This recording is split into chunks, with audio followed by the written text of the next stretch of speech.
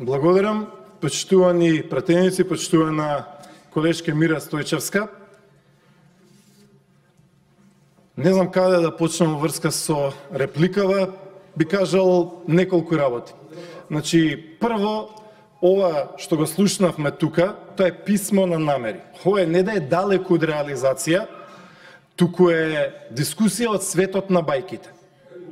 Значи, од светот на бајките, каде што Зоран Заев ни велеше ќе донесе чист воздух, каде што Шилего велеше ќе го реши воздухот, каде што велевте дека лекарите ќе имаат 100.000 денари плата, каде што им велевте на луѓево дека ќе има по еден вработен од секое семејство, па едниот ќе има 30.000 денари, па другиот имаат исто 30.000 денари, па ќе имаат 60.000 денари, па сите во Македонија ќе одат на одмор и така натаму и така натаму.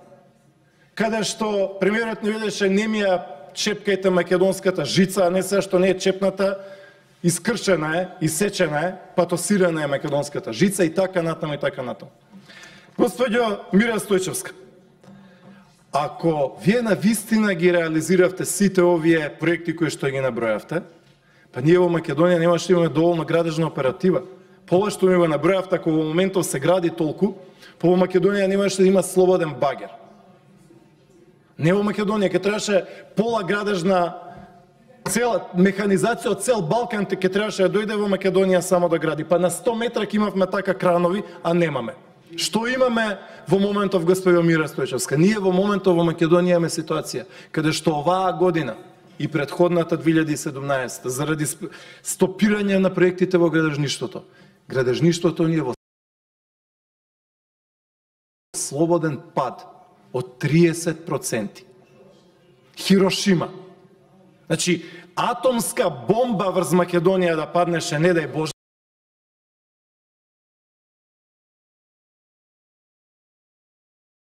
немаше толку да падне градежништвото како што паѓа сега. Господјо Мира Стојчевска, на вистина да се реализираше ова сето во Македонија што некој го напишал, а вие не сте го провериле, па немаше да имаме ситуација еден куп градежни работници и илјадници да не заминат по Германија, по Шведска, по Италија, по Австрија.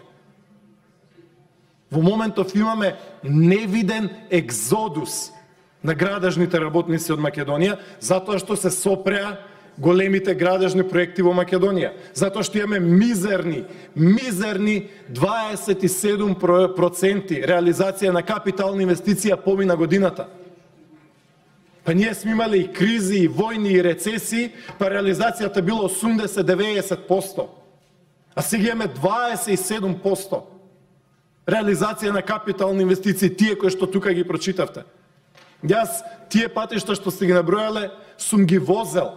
Па не е вистина, благо кажано, не е вистина тоа што го кажувате. Кога ќе ви праќаат материјали, нека внимаваат што ви праќаат. И кога ви праќаат и пишуваат, нека пишуваат макар минимум со усул. Макар минимум со усул. Ова се дискусија од светот на бајките, луѓе. Имаме најлоша, најслаба економија во моментов во Европа, најмал раст на БДП од 50 земји. Претходно, во текот на 10 години Македонија беше во топ 3 земји по раст на БДП. Во топ 3 земји по раст на БДП. Со отварање на фабрики секој месец-два. Сега што се отвори? Се отвори една обична сендвичара за пилешко месо, толку, ништо друго. KFC се отвори еден ресторан за брза храна.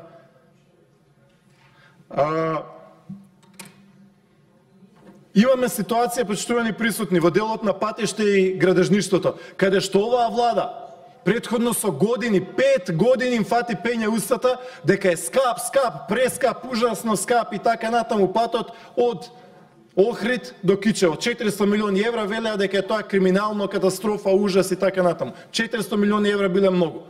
Што прави оваа влада под наводници домаќински, а во реалноста корумпирана, вели не 400 милиони евра, 600 милиони евра ќе чини тој пат. 50% зголемување на трошоците. 600 милиони евра. И тие дополнителни 200 милиони евра. Оваа влада ги троши без тендер. Без тендер. 200 милиони евра дополнителни ќе ги потрошат без тендер. Скандал. Потенцијал за корупција. Ужас. Значи 400 милиони биле скапи, криминални, ужасни, најголеми во историјата и сега тие велат, што ќе направат? Ќе заштедат. Кај е заштедата? Него намалија патот од 400 милиони на 300 милиони, велат, ајде уште 200 милиони евра. Буквално катастрофа. Апелирам до вас, почитувани присутни, уште еднаш. Ајде да го изгласаме овој мост, кој што е важен за 600-700 илјади граѓани на Скопје.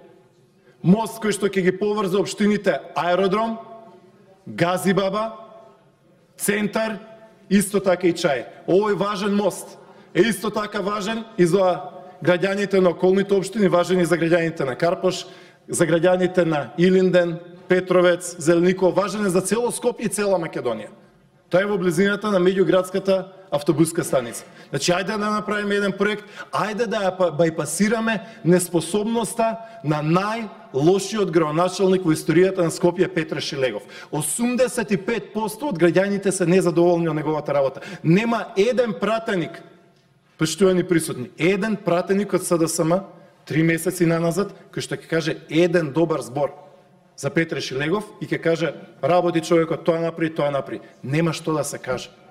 Имаме фијаско на градоначалникот на СДСМ во главниот град Скопје. Имаме фијаско на градоначалникот на Аеродром Златко Марин, кој што и самите членови на СДСМ се откажуваат од него и велат, немаме што да кажеме, немаме муабет, што да реплицираме. Имаме фијаско на градоначалникот на Центар, за Газибаба не знам веќе што да кажем. Значи, ајде да се бајпасира неспособноста на локалната власт на СДСМ, таа неспособност се гледам и во Битола, таа неспособност се гледам и во Прилеп, таа неспособност се гледам и во Тетово, таа неспособност ја гледам и во Штип, ја гледаме секаде во Радовиш, да не набројувам. Ајде преку проектите на централната власт да се бајпасира неспособната власт на СДСМ на локално ниво и граѓаните да видат аир од проектите. Да видат аир и во Источна Македонија, да видат и во Западна Македонија, и во Скопје, и во Поврдаријата, и во Пелагонија, секаде, ни цела Македонија. Да видат аир и македонците, и албанците, и турците, и србите, и ромите, и бошњаците, и власите, и христијаните, и муслиманите. Она што ќе се направи е добро за сите. Ве повикувам, иако владата на Зоран Заев рече, амандманот не се прифаќа, не ќеме да се гради мост, ние како пратеници да дигнеме рака, да кажеме за, да го изгласаме овој мост и да почне изградбата. И на Македонија, и на Скопје, и на градежништвото, и на економијата, и требаат вакви проекти. Ке го намалиме и загадувањето. Ке го намалиме загадувањето затоа што ќе има помали гужви во Скопје. Ете, тоа е тоа на кое што сакам да ви го порачам.